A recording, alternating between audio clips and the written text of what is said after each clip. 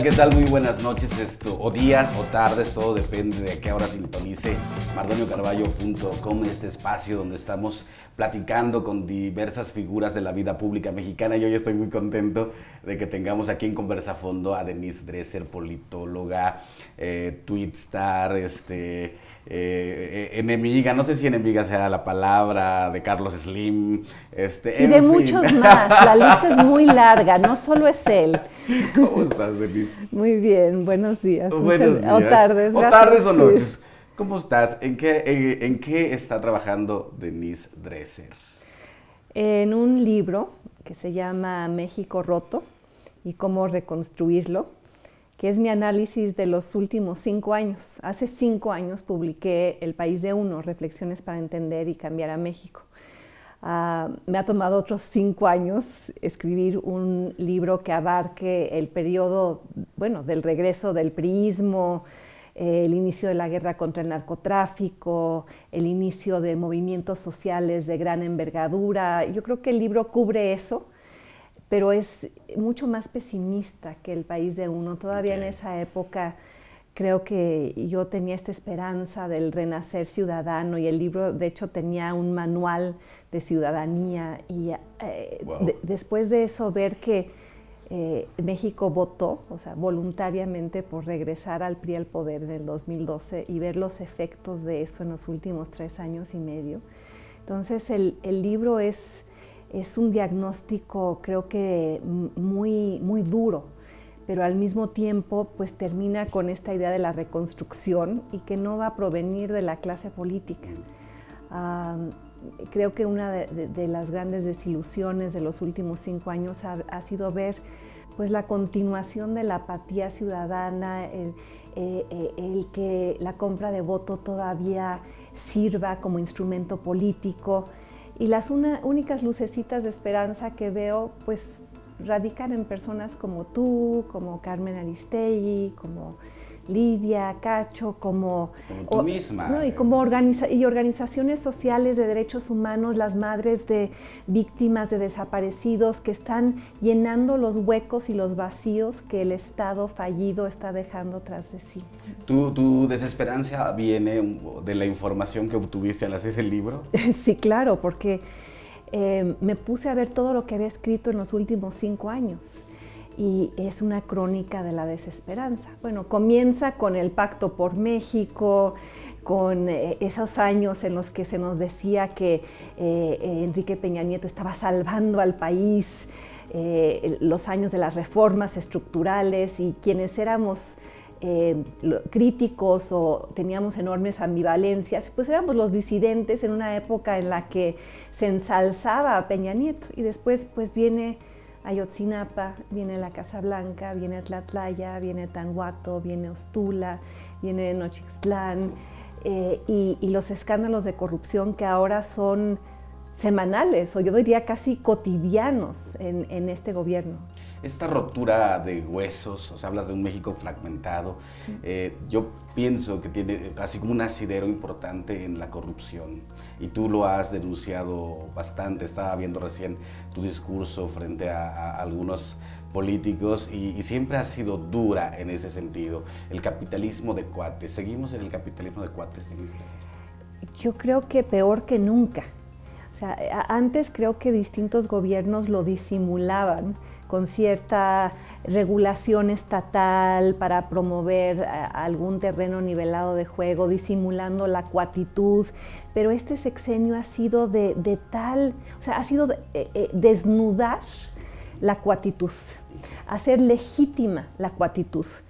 Creo que el ejemplo emblemático de eso es cuando estalla el escándalo de la Casa Blanca, y Enrique Peña Nieto nombra a Virgilio Andrade, sí, su cuate, para que indague si su cuate tuvo conflictos de interés con otros cuates. Entonces, este es el sexenio de Odebrecht, de OHL, del Grupo IGA, de las casas en Malinalco, la casa en Ixtapan de la Sal, el escándalo vinculado con el circuito exterior mexiquense, el saber que Odebrecht es un escándalo a nivel latinoamericano, que el dirigente de la compañía está en la cárcel y desde ahí está explicando a quienes les dio dinero e involucra a gran parte de la clase gobernante de América Latina. Hemos visto a Kuczynski en Perú salir en un video a denunciar, a decir que quienes tuvieron tratos con Odebrecht serán inhabilitados de la vida pública. Hemos visto encarcelamientos de múltiples senadores, investigaciones con expresidentes como Lula, y aquí el silencio más absoluto, lo cual es síntoma de la cuatitud. Y este supuestamente era el sexenio en el cual, pues, ese incipiente despertar ciudadano de algunas organizaciones civiles llevó a la Ley 3 de 3, llevó al Sistema Nacional Anticorrupción, llevó a la exigencia de un fiscal independiente, de una Fiscalía General que ya no iba a ser como la PGR. Y eso, el año pasado creo que muchos estábamos animados al ver que se transitaba hacia un mejor camino. Y luego al ver que estas iniciativas llegan a la Cámara de Diputados, llegan al Senado, y ahí son absolutamente prostituidas, diluidas, cambiadas. En lugar de personajes autónomos se nombra fiscales carnales, o sea, Raúl Cervantes, cuate del presidente, abogado del PRI, hoy es procurador y quiere tener el pase automático para ser fiscal los próximos 9 años para poder tapar y proteger ahí pues a todos los que han incurrido en múltiples actos de corrupción a lo largo de este sexenio. El peor enemigo del presidente Enrique Peña Nieto son sus cuates. Yo creo que es su propia debilidad. Creo que él creció viniendo de donde venía, de Atlacomulco, rodeado por Montiel, por Del Mazo, todo eso que hoy nos indigna. Para él no es indignante, es el modus operandi, es el modus vivendi, es la forma de vida, es lo que se ha pensado siempre en el Estado de México, que uno llega al gobierno para distribuirse el botín. Pues de Atlacomulco viene la famosa frase de Jan González, un político pobre es un pobre político. Y entonces ese enriquecimiento personal con bienes públicos creo que nunca le ha calado a Peña Nieto. A mí me gustaría preguntarle algún día que qué entiende él por conflicto de interés, porque parece ser que el concepto le es absolutamente ajeno, no forma parte de su mapa mental, de su vocabulario, de su andamiaje conceptual ni político, porque pues, si lo entendiera, pues habría habido sanciones por la Casa Blanca, el Grupo IGA hubiera sido inhabilitado de participar en licitaciones públicas.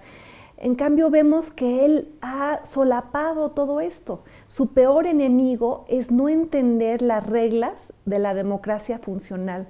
Y no sé si es debilidad o ignorancia.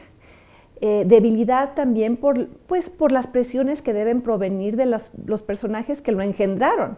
El Grupo Atlacomulco, Montiel, ese priismo rancio, añejo, ese priismo además muy corrupto que trasladó las reglas de Atlacomulco a Los Pinos y las volvió nacionales, las viralizó. Claro. Y tan es así que hemos visto pues, los escándalos de corrupción de los gobernadores. O sea, en este sexenio, la corrupción que antes quedaba resguardada al Poder Ejecutivo se exportó a los estados, se exportó a la Cámara de Diputados con los moches, se exportó al Senado.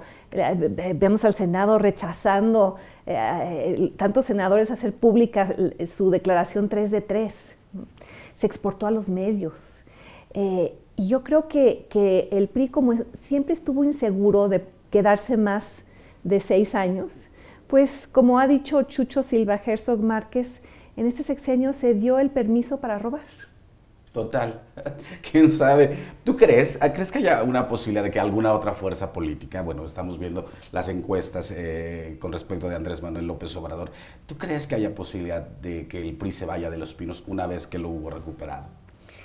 Pues no me cabe la menor duda que van a aferrarse lo más posible y van a hacer todo lo que esté en sus manos para quedarse. Y eso lo estamos viendo, el microcosmos de lo que el PRI es capaz de hacer.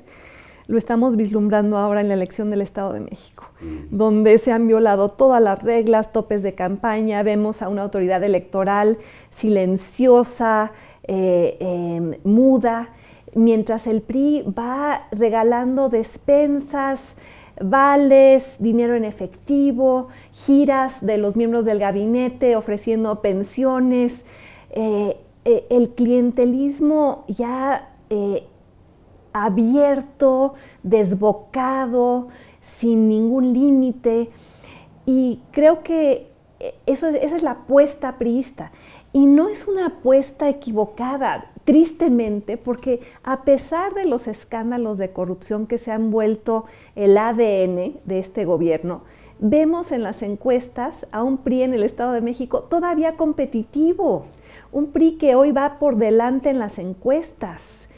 Parecería ser que la corrupción no es un deal breaker, o sea, no rompe el trato entre la población y los políticos. Hay muchos mexicanos que piensan, bueno, pues todos son corruptos, mejor voto por el que sí me dé cosas, el mejor político es el que más da. Y creo que esa mentalidad permea todavía muchas esferas de la población. Entonces, difícil saber si vamos a poder descuartizar al dinosaurio o si vamos a despertar en el 2018 y va a seguir ahí. Andrés Manuel López Obrador, claro que tiene posibilidades, porque así como la corrupción no importa para cierto segmento de la población, sí importa para otro. Y él está volviendo la corrupción pues el estandarte de su cruzada política, ya hoy en su tercera encarnación.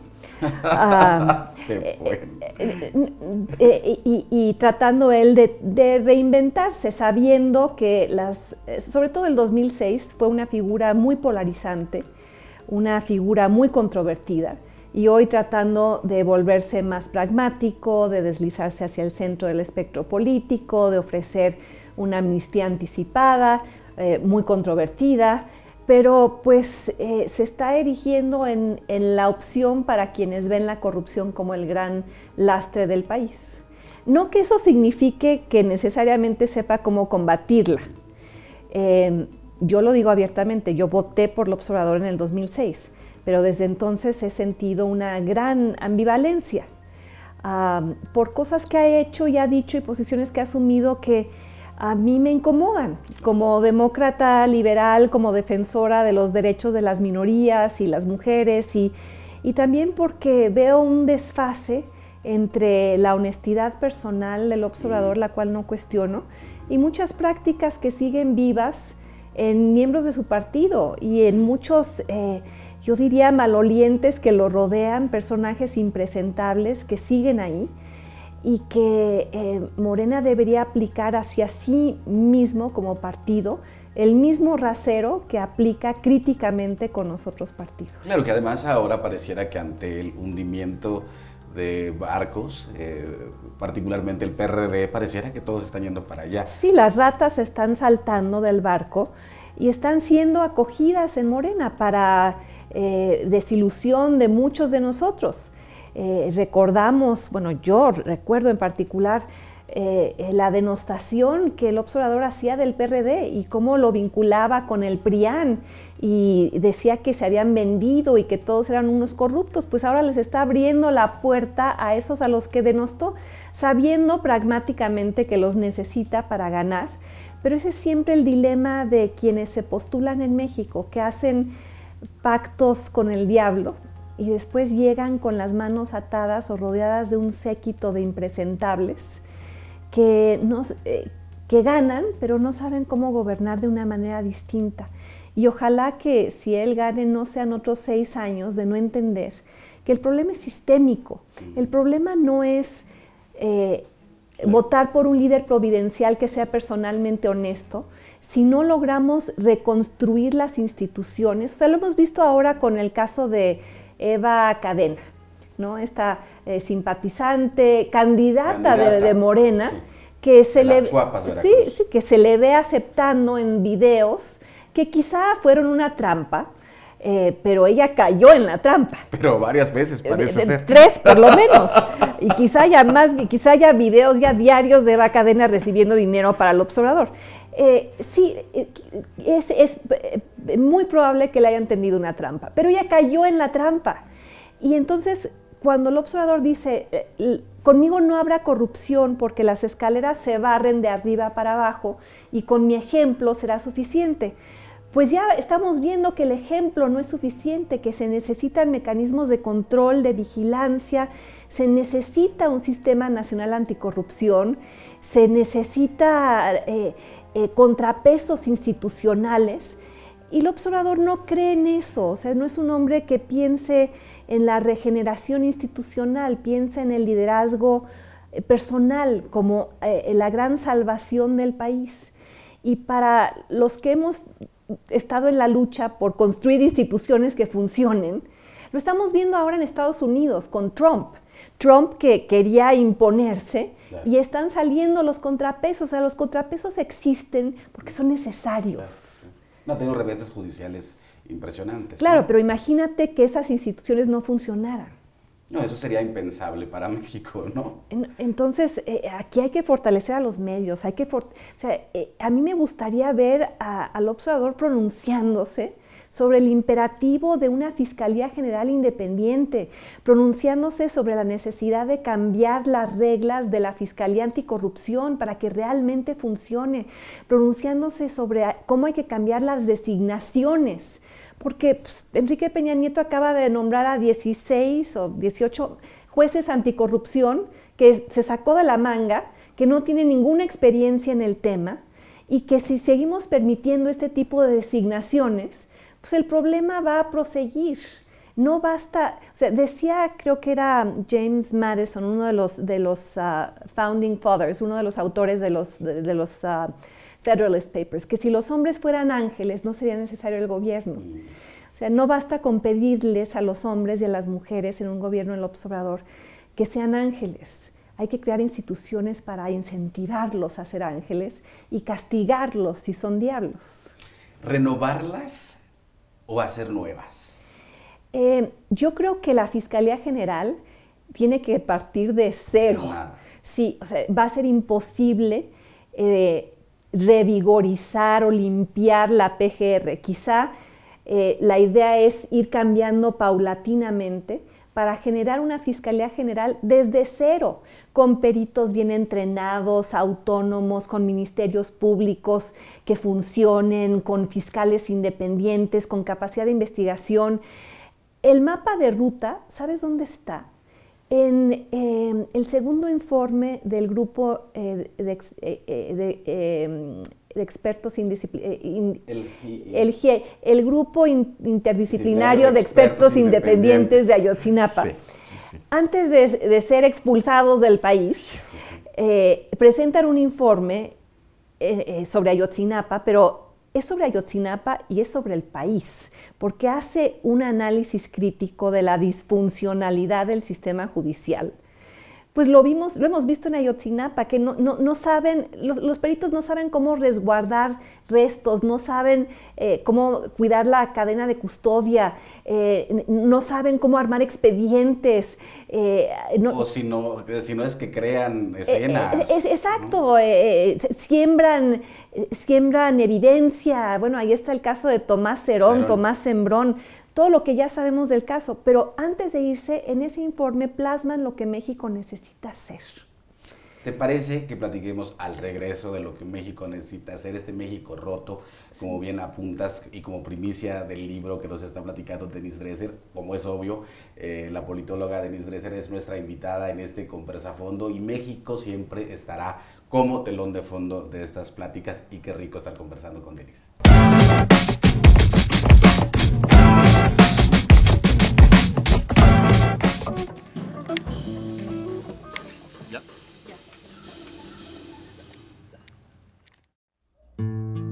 Casas de arena mojada, avisos de niña extraviada. Si es agua dulce, ardiente o salada, te beberé de un solo beso, que muriéndome vengo de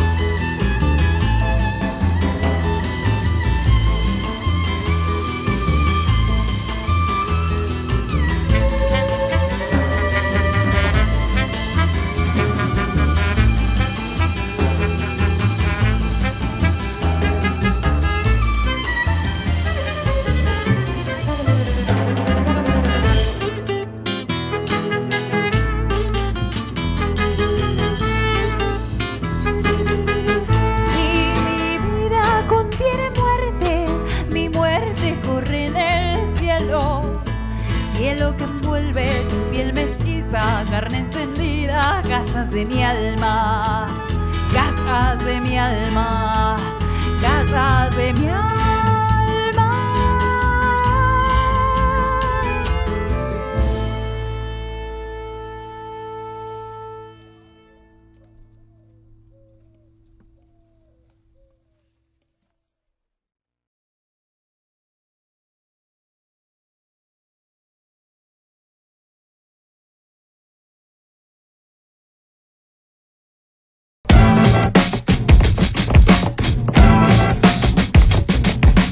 Y seguimos aquí en Conversa a Fondo con Denise Dresser platicando, y entre lo que usted veía el video musical, bueno, nos está platicando unas cosas bien interesantes con respecto al poder. ¿Es duro enfrentarse al poder, Denise Dresser? ¿Es qué? ¿Duro enfrentarse al poder? Ah, Porque lo has hecho en muchas ocasiones. sí, es desgastante. A veces es cansado, a veces sientes una gran soledad porque te pegan y nadie te defiende. Pero a mí me han pasado cosas muy duras en la vida que no tienen nada que ver con la política. Okay.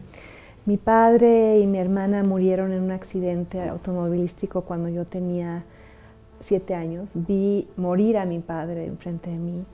Mi hermana adorada tenía 6 meses. Y yo pensé, bueno, esos son golpes que te da la vida, como el poema de César Vallejo. Hay golpes que son en la vida tan fuertes, yo como no sé. de la ira de Dios, ¿no? Yo pensé, bueno, Dios ya me dio este golpe, seguramente es para hacerme fuerte y quizá esa fuerza me sirva para algo en la vida. Y después tuve un divorcio muy complicado en el cual mi exmarido me quitó a mis hijos y se los llevó a vivir a Canadá.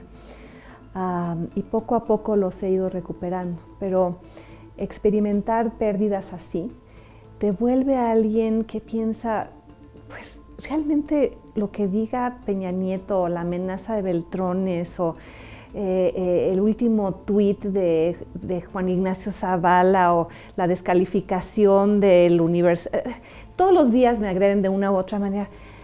¿Tú crees que eso ya me toca? Cuando has tenido pérdidas de tal envergadura, cuando has perdido lo más importante en la vida, el que te golpea algún político cuando sabes que o piensas o tienes la convicción de que estás parada del lado correcto de la historia y que en algún momento, dice Martin Luther King, que el arco moral del universo es muy largo, pero eventualmente se dobla hasta hacia la justicia. Entonces yo me veo a mí misma como jalando el arco moral, ¿no? Así pequeñita, flaquita, pero muy aguerrida y cargando con estas heridas tan profundas que todo lo demás es como si me tocaran con una pluma. Ya creo que mi corazón se ha hecho muy fuerte. ¿Alguien te ha amenazado así, frontalmente? Que tú sepas y dirías, este señor es el que me ha...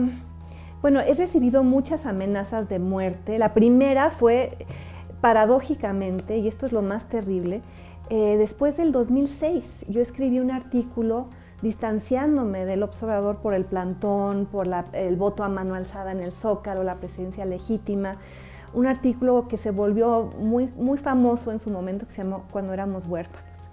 Y no sé si recuerden que en la Plaza del Zócalo, Jesús A. Rodríguez tenía un megáfono, sí, y había una lista de los periodistas traidores a la causa, y mi nombre estaba ahí. Entonces ella gritaba mi nombre todos los días y pues los seguidores del Observador enardecidos, pues de pronto recibí mi primera amenaza de muerte de la izquierda, que decía, te manda a decir el Observador que o el exilio o un accidente automovilístico. Yo no creo que haya sido el Observador, claro, pero ese es el problema, sí, cuando creas una situación en la que el enemigo de pronto se vuelve identificable. Y ha habido amenazas de esas a lo largo de los años. Yo diría que la coyuntura peor fue cuando tuve un pleito muy público con Manlio Fabio Beltrones. Okay.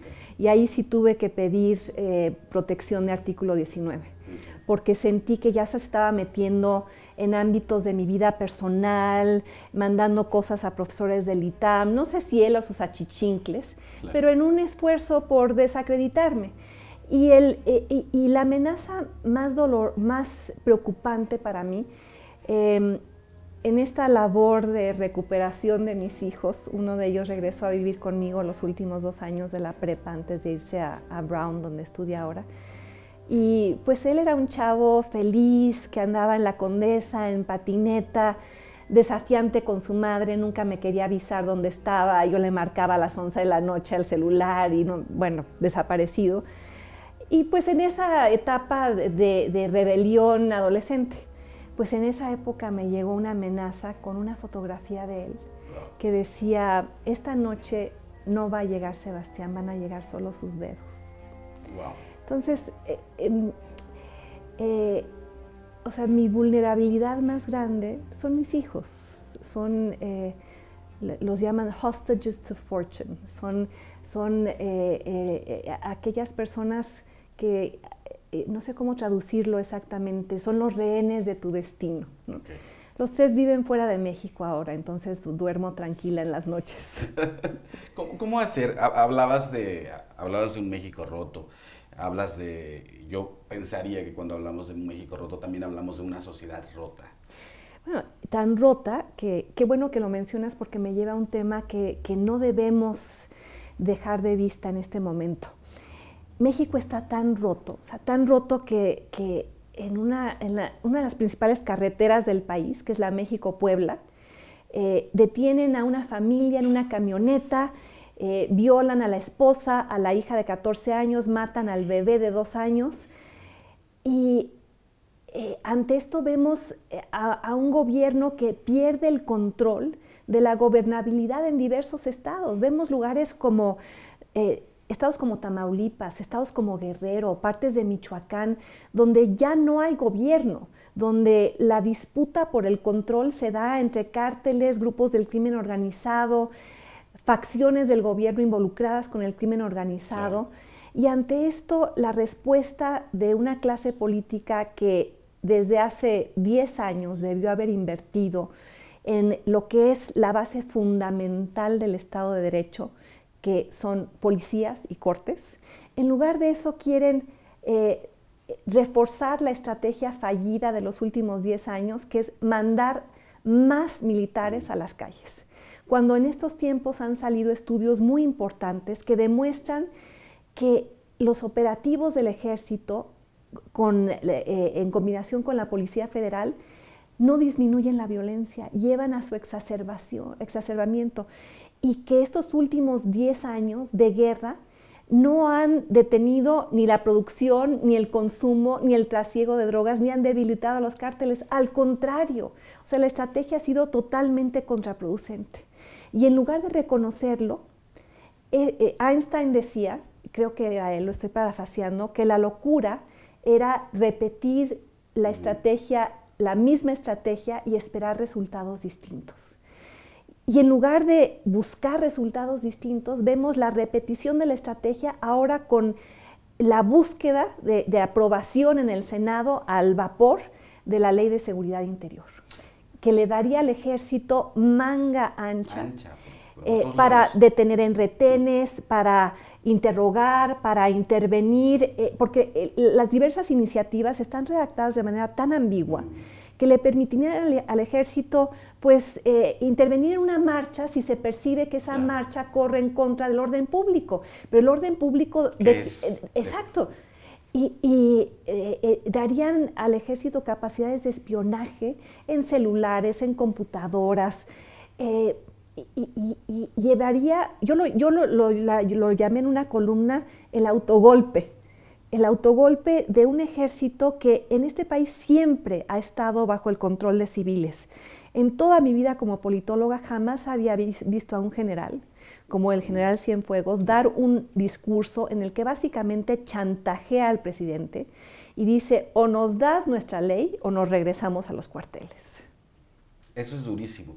Fíjate que ahora que decías esto de la sociedad, yo recuerdo haber leído una noticia, creo que en el Imparcial, de Sonora, que en una fiesta un payaso había hecho unos juegos donde unos niños ganaron y otros perdieron. En los que perdieron se fueron llorando y al poco tiempo llegaron unos hombres que golpearon al payaso porque el niño no había ganado. Y yo decía, claro, el ejemplo de la impunidad, si no le pasa nada a un presidente porque tiene nexos con un contratista que le da una Casa Blanca, también la sociedad empieza a replicar esas conductas. ¿Debería ser una conducta moral intachable la de un presidente de un país como México? Absolutamente, pero el problema es que la política mexicana, el sistema tal y como está armado, incentiva la corrupción. La impunidad. Y como hay impunidad, precisamente porque hay impunidad, pues la corrupción se desata. Yo siempre digo que podríamos elegir mañana a la Madre Teresa de Calcuta, a una persona intachable, y acabaría el sexenio con una Casa Blanca. Porque claro, todo está creado para que tú te aproveches de todo lo que puedas al llegar al poder público, porque nadie te vigila, porque nadie te sanciona, porque aunque te descubran, va a ser el escándalo de la semana y puedes o huir, ser prófugo, o pedir un amparo, o pasar quizás 6 meses en la cárcel, como bueno, el gobernador interino de Veracruz, que acaba de salir, curiosamente, después de pagar una fianza de 5 millones de pesos, el que dejó ir a Duarte. Claro. Y además lo liberan un viernes en la noche, en puente, cuando nadie está viendo las noticias. Entonces, con esos mecanismos asegurados de impunidad, el famoso pacto de impunidad, pues no sorprende que haya tantos que quieran ser políticos, porque no hay una vía más rápida para el enriquecimiento personal. Sí, es familiar. Un negocio familiar. Exacto, es un negocio. Alguien escribía hace poco que el PRI es una franquicia del crimen organizado en el poder. Y Edgardo Buscaglia tiene una cita que me gusta mucho y creo que es muy certera. Dice que el peor crimen organizado en México está en el gobierno. Está bastante organizado para ello. Sí. Denise, hablabas hace rato de los periodistas. Bueno, no te lo tengo que contar, pertenecemos al mismo equipo de periodistas que fuimos echados de MBS y de repente pareciera que hay una generación de políticos que tienen la piel muy delicada. Sí. ¿Qué piensas de eso? Pues, ¿sabes qué pasa? Que la clase política en este país no está acostumbrada, porque vivimos tantos años de un régimen cerrado, autoritario, con una sola televisora, el dueño era soldado del presidente. No crecimos como países de Francia, Inglaterra, Estados Unidos, con una tradición de prensa adversarial. O sea, el cuarto estado, que son los medios, nacen en democracias desde su fundación con la idea de vigilar al poder. Y aquí que empezamos a vigilarlo, pues no les gusta. Y en lugar de entender que es una parte esencial del funcionamiento democrático, lo que hacen es reprimir, censurar, desacreditar, mandar trolls, bots, usar las redes sociales para, si te dijera cuántas veces no he visto yo en las redes sociales que Carmen Aristegui y yo somos pareja. Sí, lo he visto muchas veces. Sí, memes donde yo estoy con mi iPad y la estoy viendo a ella con cara de amor. Bueno, son muy creativos, pero o sea, usan todo para tratar de callarte o desacreditarte. Y terrible que en este país el llamar a una mujer periodista lesbiana todavía siga siendo visto como una forma de desacreditación. Y buscan tu muerte, no necesariamente tu muerte física, pero la muerte de tu autoridad moral, la muerte de tu voz. Pues vemos a Carmen ahora en radio por internet, porque ningún concesionario le ha ofrecido regresar. Y para todos aquellos que decían, es un pleito personal, es un asunto de negocios, es una cosa empresarial entre Joaquín Vargas y ella, pues si ese hubiera sido el caso, ella ya estaría en la radio, porque Claro. otro concesionario le hubiera ofrecido un espacio, porque Carmen y el equipo somos muy buen negocio. Pero además el otro día me contaba Carmen que la banda del 102.5, o sea, ya que estuvo tanto tiempo ahí en litigio, ya le fue otorgada a los Vargas como pago, decía Carmen, pero que además decía Carmen que esto es la obviedad de lo que tú llamas el capitalismo de cuates, porque al final de cuentas se ofrece un servicio, se nos echa de la radio y al final tiene como pago un negocio redondo. Y tantos que celebrábamos al inicio del sexenio la reforma finalmente a la Ley Federal de Telecomunicaciones, que iba a abrir la competencia, que crea el órgano regulador, el IFETEL, que incluye derechos a las audiencias, todo eso por lo que tú y yo y tantos habíamos pugnado durante años.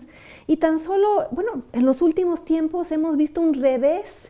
Vemos la ley Televisa Doring otra vez, en la que lo que estaba en el espíritu fundacional de la reforma, que era separar noticias de información, pues para que la gente sepa lo que es realmente cobertura de noticias y lo otro que es simplemente la opinión de un locutor. Pues vemos que eso lo echan para atrás y le quitan al órgano regulador la capacidad de intervenir en esos casos y sancionar a las empresas que te están vendiendo, ahora ya tiene nombre, fake news, como si fuera noticia, mentiras como si fueran noticias. O sea, acabamos de ver cómo le quitan dientes al IFETEL y cómo vamos para atrás en términos de lo que esperábamos iba a ser la gran victoria de nuestros tiempos después del movimiento Yo Soy 132, que era la pluralidad de los medios. Y vemos ahora, bueno, basta con ver las primeras planas de los periódicos y ya sabes cuáles están recibiendo dinero o favores del gobierno, porque lo que hay en esas primeras planas mimetiza las versiones oficiales. Hablas de bots, de los fake news, y yo iría, tienes 2 millones de seguidores en Twitter, no, o más. 3.4. Muchos de ellos seguramente falsos, porque yo veo cada 2 o 3 horas que de pronto me siguen 14 nuevas personas. Todos son huevitos. Y siempre son 14. Sí, seguramente alguien me está comprando seguidores. Yo no los compro. Y yo creo que más o menos la mitad de mis seguidores deben ser personas genuinas que me apoyan o me odian, pero sí me siguen, o sea, son personas de carne y hueso, porque están encontrando en esa cuenta, pues, una visión, ojalá,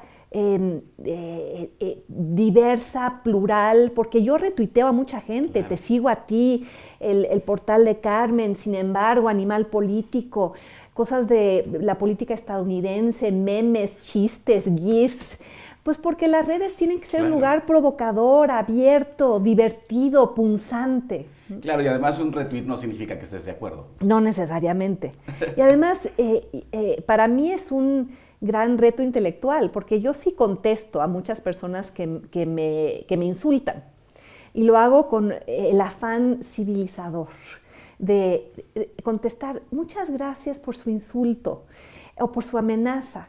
Le aviso que va a formar parte de la investigación y denuncia que estoy haciendo sobre violencia contra las mujeres en redes sociales. Entonces, en este afán civilizatorio de enseñar a debatir de otra manera, donde te critiquen por tus ideas y no por tu género, por tu pelo, por tu ropa, por tu preferencia sexual, por tu color de piel. Exactamente. Y en ese corazón que decías, ¿no? De esto que nos acabas de compartir, ¿no? Que es sumamente sensible, ¿no? La muerte de tu padre frente a tus ojos, en ese corazón que se ha vuelto rudo y que es una mujer bastante ruda, ¿por qué los alcatraces? ¿Por qué he de decirles a los que nos están viendo en Conversa a Fondo que a cada invitado le pedimos que nos diga cuáles son sus flores favoritas? Y yo no quisiera dejar pasar la oportunidad de preguntarte por qué los alcatraces. Los alcatraces porque los asocio con toda la obra de Diego Rivera y porque yo viví muchos años, de hecho todavía soy dueña, pero ya no vivo ahí, y si porque me provoca demasiada tristeza, porque ahí vivía con mis hijos y cuando me los quitan yo ya no puedo soportar estar en ese espacio. Pero era una casa de Manuel Parra, el famoso arquitecto Parra, una de las casas más bonitas de México, con arcos, con pisos de madera, tablones. Parra era un iconoclasta, como yo, hacía sus diseños arquitectónicos en servilletas de papel, usaba materiales de haciendas que estaban derrumbando, entonces mi casa es una joya arquitectónica. Algún día regresaré a ella, a vivir con todas mis amigas, cuyo estado civil es soy sola, y haremos soirée, exacto, haremos soirée, cenas, tendremos una comunidad de artistas, de escritores, eventualmente regresaré ahí, pero yo siempre llenaba esa casa, que es muy mexicana, de alcatraces, porque me parecen una flor mexicana, y yo amo a mi país con amor perro. Yo tengo una frase que dice Denise, que donde hay flores hay esperanza. Por último, manda un mensaje a la gente que nos ve, que creo que después de toda esta plática tan esclarecedora, aterradora, también lleva momentos como de lucidez y de probable florecimiento. Yo me llamo Denise Eugenia Dresser Guerra. Mi padre era de origen inglés, luego estadounidense, mi madre mexicana. Mi segundo apellido es Guerra. Siempre digo que en el nombre llevo el destino. Y ojalá que quienes me están viendo se sumen a la guerra de recuperación de nuestro país, arrebatado pues por políticos corruptos y capitalistas rapaces, que vean las flores y sepan, bueno, por eso y por tantas cosas más vale la pena desenvainar la espada. Pues vale la pena desenvainar la espada de la palabra. Esto es Conversafondo. Denise Dresser, muchas gracias por estar aquí. Gracias. Sabemos que tu agenda está complicadísima, pero muchas gracias por estar aquí. No, muchas gracias por la invitación. Y bueno, esto es Conversafondo. Nos vemos la próxima semana con otro invitado, otra invitada, que nos dará ciertas luces de este México que se sume en la oscuridad y sin embargo siempre, siempre como los alcatraces florece. Buenas noches.